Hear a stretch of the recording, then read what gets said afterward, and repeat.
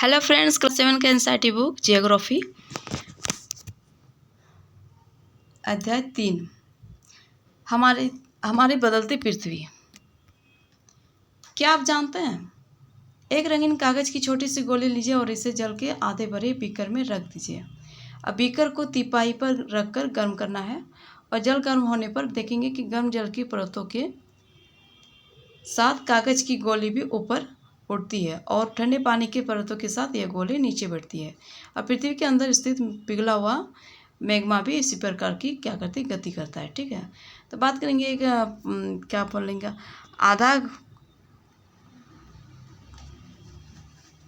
आधा बीकर पानी लेना है। ठीक है, उसमें फिर एक कागज़ की गोली डालना है और कागज़ की गोली डालने के बाद उसको गर्म करना है। गर्म करने के बाद जैसे ही पानी गर्म होगी तो वो गोली ऊपर पानी के ऊपर यानी सतह पर तैरने लगेगी।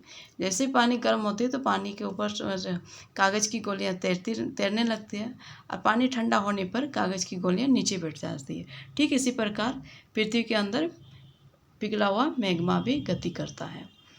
आगे देखेंगे, जो स्थल मंडल है अनेक प्लेटों में विभाजित है।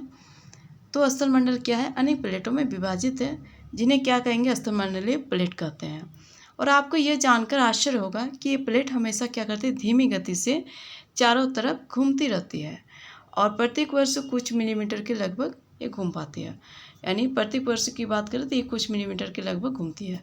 और पृथ्वी के जो अंदर पिघले हुए मैग्मा में होने वाली गति के कारण ऐसा होता है। तो जो पृथ्वी के अंदर है वहाँ पर पिघला हुआ मैग्मा है, उसके होने वाली गति के कारण ऐसा होता है।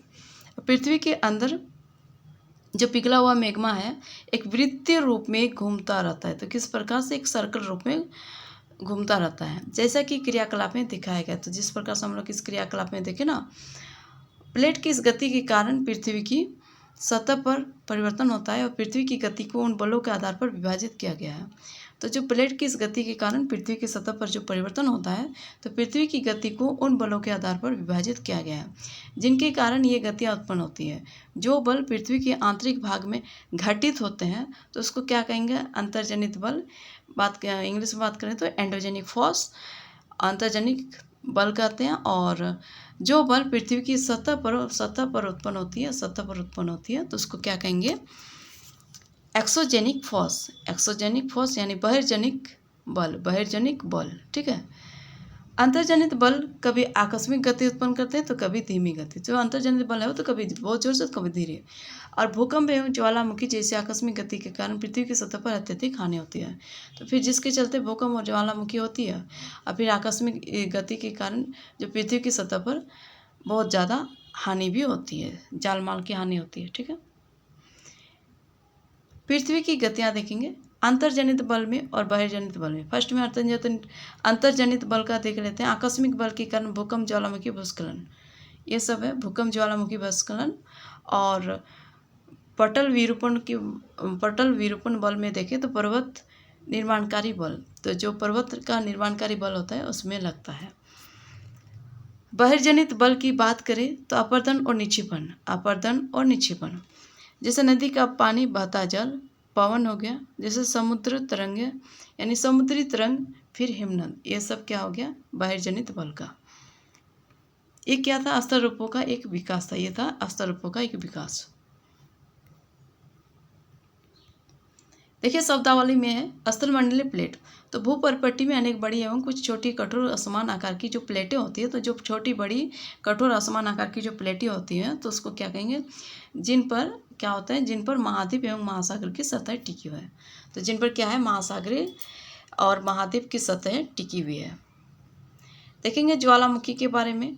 तो ज्वालामुखी भूपर्पट्टी पर एक ऐसा छिद्र होता है जिससे पिघले हुए पदार्थ अचानक निकलते हैं। तो ज्वालामुखी जो है ना, ये भूपर्पट्टी का क्या होता है, एक ऐसा छिद्र होता है जहाँ से पिघले हुए पदार्थ यानी जो पिघला हुआ पदार्थ है वो अचानक से निकलता है। जैसे चित्र द्वारा समझाया गया है, ये क्या है, लावा है, ये निकास वेंट है, ये क्या है, निकास वेंट है, ये क्या है, छोटा सा, ये वाला क्या है, क्रेटर है, ये जो है ऊपर वाला ये गैस है वो राख है, ये वाला पीला कलर का परपट्टी है, और मेंटल क्या है, ये वाला नीचे वाला भाग। और फिर ये जो यहाँ का जो गोल वाला है यहाँ से जहाँ बना हुआ है मैग्मा, ये मैग्मा कोस्ट है, मैग्मा कोस्ट है। ठीक है, अब देखते हैं शब्द उत्पत्ति एंडो और एक्सो, यानी एंडोजेनिक, एंडोजेनिक, एक्सो उत्पत्ति, एक्सोजेनिक। ठीक है, अंतबल और बाह्य बल, ये जेनिक से उत्पत्ति है। ठीक है,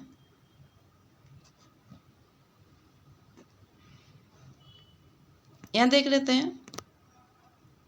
इसी प्रकार स्थलमंडलीय प्लेटों की गति करने पर पृथ्वी की सतह पर कंपन होता है और यह कंपन पृथ्वी के चारों ओर गति, तो ये क्या है, इस कंपन को भूकंप कहते हैं। तो यह जो इसी प्रकार स्थलमंडलीय जो प्लेटों की गति करने पर पृथ्वी की सतह पर कंपन होता है और यह कंपन क्या हो जाता है, पृथ्वी की चारों ओर गति कर सकता है और इस कंपन को क्या कहेंगे, भूकंप, भूकंप कहते हैं ना। अब भूपर्पट्टी के नीचे वो स्थान जहाँ कंपन आरंभ होता है, जो भूपर्पट्टी है तो वो स्थान जहाँ पर कंपन आरंभ होता है तो उसको क्या कहेंगे, उद्गम केंद्र। जहाँ पर आरंभ होता है उसको क्या कहेंगे, उद्गम केंद्र। और उद्गम केंद्र के भू सतह पर उसके निकटतम स्थान को अधिकेंद्र कहते हैं।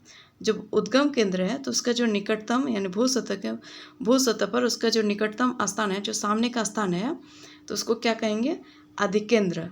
अधिकेंद्र से कंपन बाहर की ओर तरंगों के रूप में गमन करती है। जो अधिकेंद्र है तो वहाँ से कंपन बाहर की ओर तरंगों के रूप में गमन करती है और अधिकेंद्र के निकटतम भाग में सर्वाधिक हानि होती है। जब अधिकेंद्र है तो वहाँ का जो निकटतम भाग है, जो सामने का भाग है, वहाँ पर क्या होती है, सर्वाधिक हानि होती है। एवं अधिकेंद्र से दूरी बढ़ने के बाद, जैसे अधिकेंद्र से दूरी जाएंगे, जैसे जैसे जाएंगे दूर, तो वहाँ से भूकंप की तीव्रता धीरे धीरे कम होती जाती है, जैसे इस चित्र द्वारा यहाँ पर समझाया गया है। देखिए, ये उद्गम का केंद्र है, वो स्थान जहाँ से भूकंप उत्पन्न होता है, यहाँ से भूकंप उत्पन्न होता है, तो इसलिए वह भूकंपी ऊर्जा का उद्गम केंद्र कहलाता है। और ये क्या है, अधिकेंद्र, ये इसका ठीक नीचे सामने का जगह हो गया। फिर ये सब क्या हो गया, प्लेट सीमा। और इधर क्या है, भूकंपी तरंगे सभी दिशाओं में बाहर की ओर, सभी दिशाओं में बाहर की ओर होता है ना, देखिए सभी दिशाओं में बाहर की ओर जा रहा है।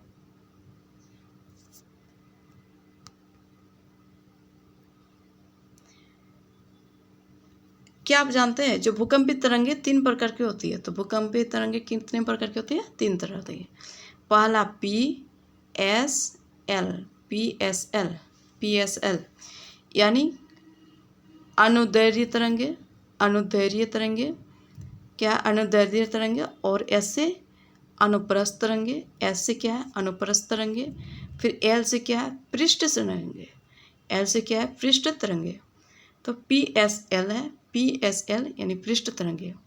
ठीक है, तो इन तरंगों के जो गुणधर्म है, तो इसको हम लोग विश्वकोश से ज्ञात करने का और अधिक जानकारी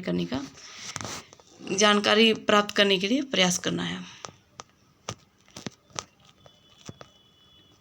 यद्यपि भूकंप की भविष्यवाणी संभव नहीं है, लेकिन यदि हम पहले से तैयार हों तो इसके प्रभाव को निश्चित रूप से कम किया जा सकता है। बात करें तो भूकंप की भविष्यवाणी करना संभव नहीं है, यदि हम इसके लिए तैयार रहेंगे तो इसके प्रभाव को निश्चित रूप से कम कर सकते हैं। जैसे स्थानीय लोग कुछ सामान्य तरीकों से भूकंप की संभावना का अनुमान लगाते हैं, जैसे जानवरों के व्यवहार का अध्ययन द्वारा। क्या करते हैं, जानवरों के जो व्यवहार होता है तो उसके अध्ययन द्वारा। फिर जैसे जो तालाब में मछलियों की उत्तेजना के द्वारा, जो तालाब में मछलियाँ होती हैं तो उसका जो उत्तेजना बढ़ जाती है भूकंप के समय। और जो सांपों का धरातल पर आना, यानी जो सांप होते हैं तो वो जमीन मतलब स्थल की ओर आने लगते हैं, अपना बिल से स्थल ऊपर की ओर आने लगते हैं। देखिए, गुजरात का एक भूकंप द्वारा विनाश का चित्र है, किस प्रकार से पूरा घर द्वार टूट गया है। ये भूकंप एक वस्तु स्थिति अध्ययन है। ये भुज में भूकंप का झटका है। 26 जनवरी 2001 को भुज शहर में रिएक्टर क्या है, जो भुज शहर है वहाँ पर रिएक्टर स्कल पर 6.9 की तीव्रता वाला भीषण भूकंप। स्कूल सर्वाधिक प्रभावित, इससे स्कूलों का प्रभाव ज़्यादा हुआ था। स्कूलों की इमारतें गिरने से कम 971 छात्रों एवं 31 शिक्षकों की क्या हुई थी, मौत, यानी 31 शिक्षकों की मौत की आशंका है। और तीसरा में देखते हैं, भुज में निराशाजनक राहत। तो भूकंप के 3 दिन बाद भी हर व्यक्ति तक भोजन, कंबल, दवाई आदि न पहुंचने के कारण क्या हुआ था, हालत चिंताजनक था।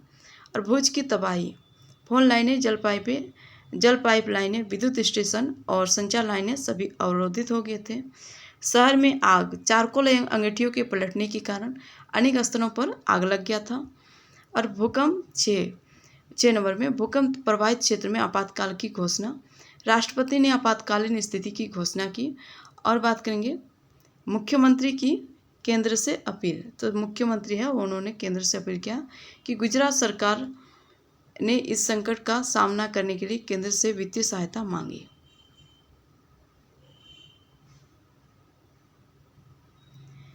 केंद्र से क्या है, वित्तीय सहायता मांगी है। अब देखेंगे, क्या आप जानते हैं भूकंप का मापन,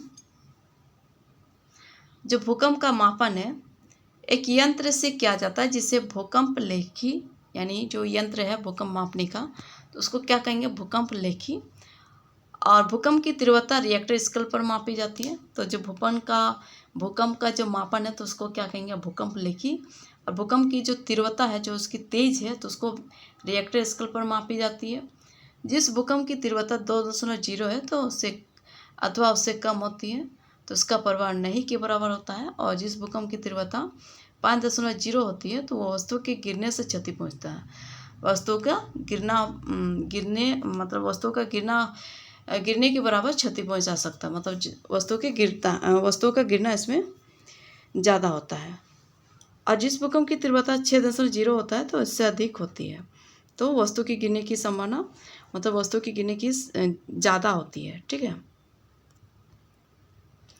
और उससे भी अधिक तो बहुत शक्तिशाली, और जिसकी तीव्रता 7.0 हो गया तो वह सर्वाधिक शक्तिशाली समझा जाता है, जिससे बहुत ज़्यादा हानि होती है, धरातल में बहुत ज़्यादा हानि होती है। ये भूकंप लेखी है, ठीक है। भूकंप से बचाव की तैयारी। भूकंप के दौरान कहाँ आश्रय लें? सुरक्षित स्थान, रसोई के काउंटर या मेज के नीचे, दीवार के अंदरूनी कोने में। इनसे दूर रहे। आग वाले स्थान से, चिमनी के आसपास से तथा टूट सकने वाली खिड़कियों, दर्पण एवं तस्वीर फ्रेम से, इन सारी चीज़ों से दूर रहना है। और पहले से तैयार रहे।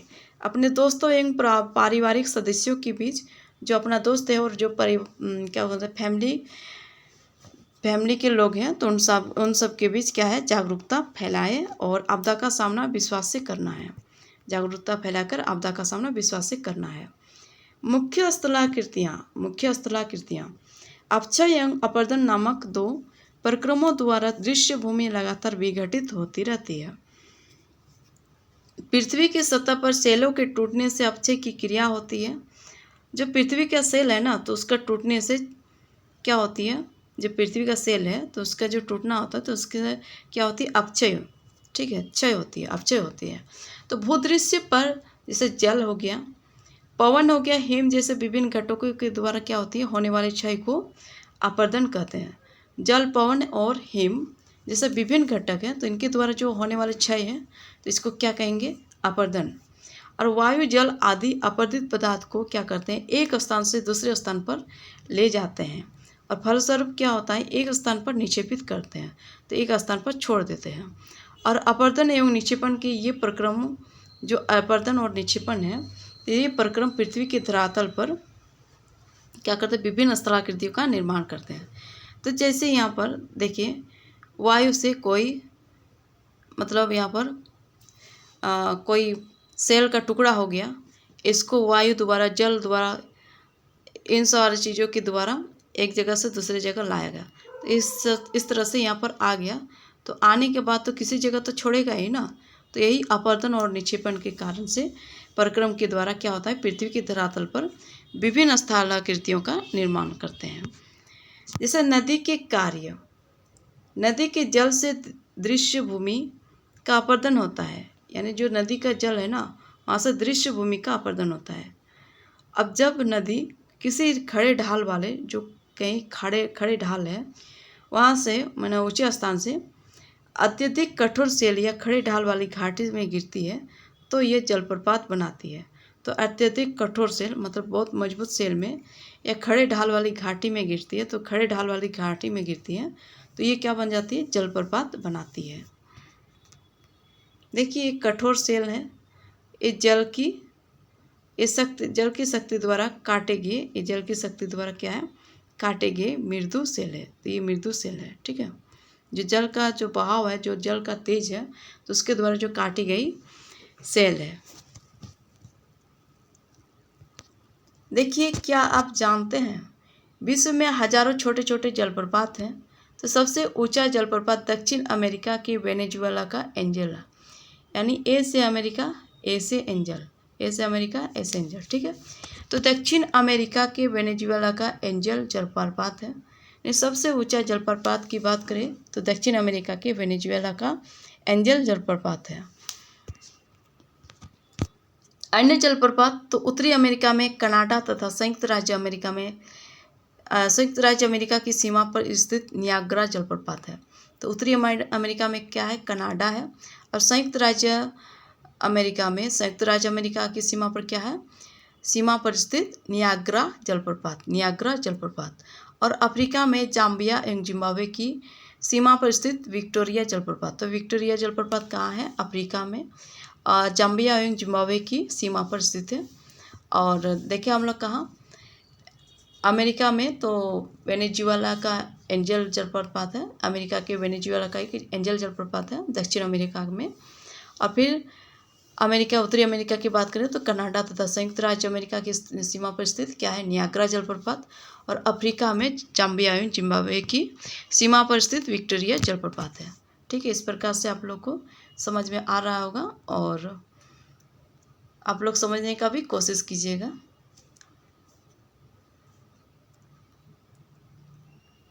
देखेंगे जब नदी मैदानी क्षेत्र में प्रवेश करती है तो वो मोड़दार मार्ग पर बहने लगती है। तो वो क्या करती है, मोड़दार मार्ग पर बहने लगती है। और नदी के इन्हीं बड़े मोड़ों को विसर्प कहते हैं। तो नदी की इन्हीं बड़े मोड़ों को क्या कहेंगे, विसर्प कहते हैं। इस तरह से मोड़ होता है ना। इसके बाद जो विसर्पों के किनारों पर लगातार अपर्दन एवं निक्षेपण शुरू हो जाता है। तो क्या होता है, जो ये विसर्प है ना, तो लगातार अपर्दन और निक्षेपण शुरू हो जाता है। और विसर्प लूप के सिरे निकट आते जाते हैं। तो विसर्प जो लूप है ना, जो लूप वाला है, तो वो क्या होता है, लूप के सिरे निकट आते जाते हैं और समय के साथ विसर्प लूप नदी से कट जाते हैं। तो फिर विसर्प लूप नदी मतलब जहाँ तक नदी लूप हो जाती है वहाँ पर कट जाती है और एक अलग झील बनाते हैं। तो फिर से क्या करते हैं, एक अलग झील बनाते हैं जिससे क्या होते हैं, चाप झील बनती है। तो क्या होते हैं, जिससे चाप झील बनते हैं। देखिए ये क्या है, एक विसर्प है। ये विसर्प कब आती है, देखिए ये विसर्प है। जब ये लुप हो जाती है तो एक चाप झील का निर्माण करती है। तो कभी कभी अपने तटों से बाहर बहने लगती है और क्या करते हैं, अपने तटों से बाहर बहने लगती है। अब बाढ़ के कारण नदी के तटों के निकटवर्ती क्षेत्र में महीन मिट्टी एवं अन्य पदार्थों का निक्षेपण करती है।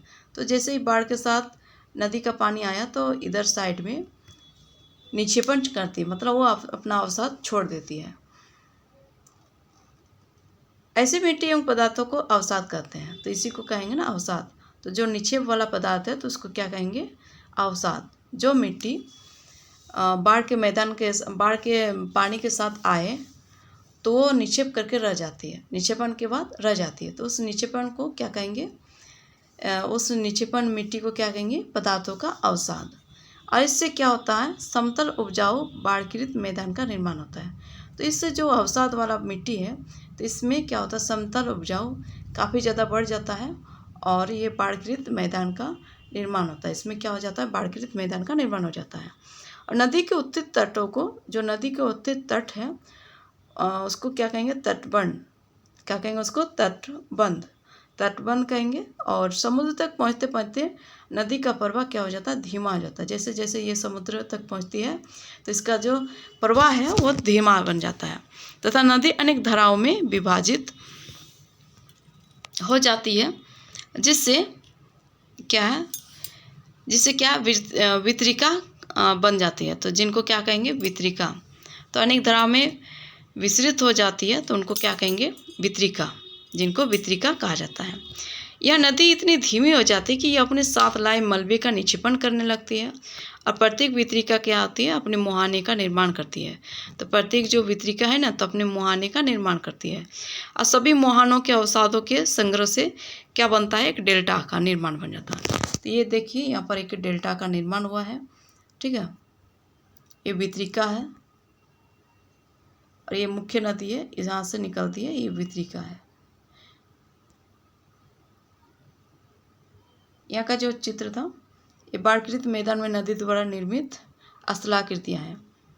देखिए ये जो पानी विसर्प हो गया, इधर अलग हो गया, तो इसको क्या कहेंगे, चाप झील। ये चाप झील बन गया। ये क्या है साइड में, ये तटबंध है, नदी का साइड वाला तटबंध है। ये बाढ़ का मैदान से पानी लाया गया है। समुद्री तरंग के कार्य, अब देखेंगे समुद्री तरंग के कार्य। समुद्री तरंग के अपरदन एवं निक्षेपण तटीय स्थलाकृतियाँ बनाते हैं और समुद्री तरंगें शैलों से टकराती ही रहती है। जो समुद्री तरंगें हैं तो वो लगातार क्या होती है, शैलों से टकराती रहती है और जिससे दरार विकसित होती है। तो जिससे क्या होती है, दरार विकसित होती है, ठीक है। जैसे यहाँ पर जैसे देखिए टूट गया ना। और समय के साथ क्या होता है, ये बड़ी और चौड़ी होती जाती है। तो जैसे जैसे समय होगा ये बड़ी और चौड़ी होती जाती है। और इनको क्या कहेंगे, समुद्री गुफा। तो ये क्या हो गया आपका, समुद्री गुफा। जैसे यहाँ पर चित्र में समझाया गया है, ये समुद्री गुफा समय के साथ ये बड़ा होते जाता है। इसको क्या कहेंगे, समुद्री गुफा। जो दरार होता है ना, तो धीरे धीरे बढ़ते जाता है, तो बाद में एक समुद्री गुफा का निर्माण करने लगता है। देखिए यहाँ पर कैसे टूट चुका है।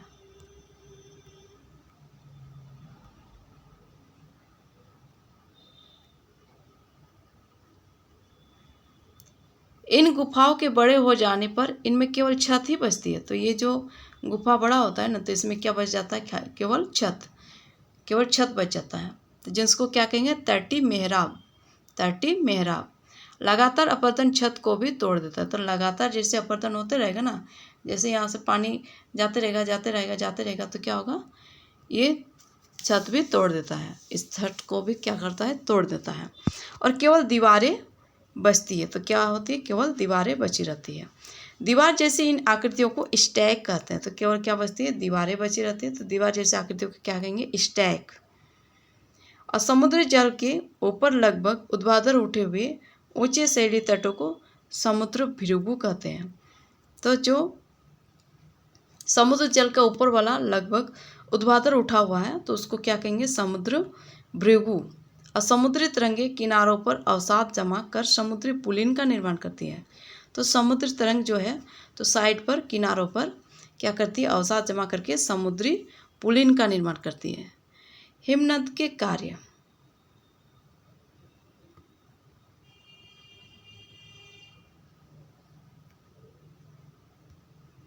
देखिए फ्रेंड यहाँ पर कुछ लिखा हुआ था, विश्व की कुछ नदी के नाम ढूंढना है, फिर डेल्टा का निर्माण करती, जो डेल्टा का निर्माण करती है। तो इसमें आप लोग को नाम ढूंढना है कुछ, फिर जो डेल्टा का निर्माण करती है वैसे नदियों का नाम बताना है।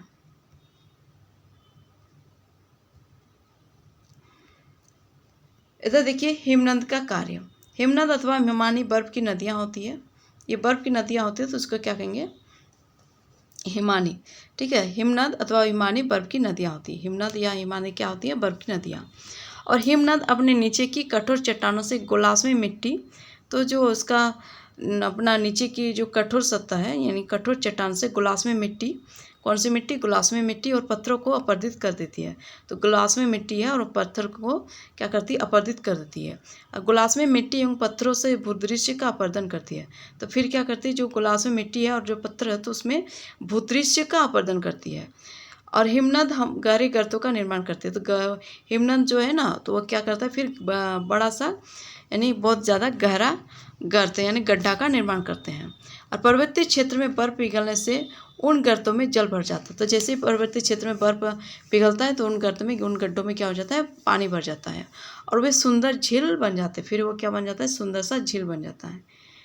हिमनद के द्वारा लाए गए पदार्थ जैसे बड़े बड़े सेल, रेत एवं तलछट मिट्टी निक्षेपित होते हैं। तो जो हिमनद के द्वारा लाया गया है, बड़ा बड़ा सेल हो गया, रेत हो गया, इसके बाद तलछट हो गया, मिट्टी निक्षेपित हो गया, ये सारे चीज़ हो गया।